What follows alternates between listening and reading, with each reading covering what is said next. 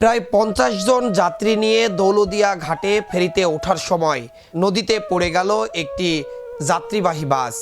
বহু হতাহতের আশঙ্কা। রাজবাড়ীর গোয়ালন্দ উপজেলার দৌলদিয়া ফেরিঘাটে নিয়ন্ত্রণ হারিয়ে সৌহার্দ্য পরিবহনের একটি যাত্রীবাহী বাস পদ্মা নদীতে পড়ে গেছে। বুধবার 25শে মার্চ বিকাল 5:30টার দিকে 3 নং প্লাটুনে এই ঘটনা ঘটে।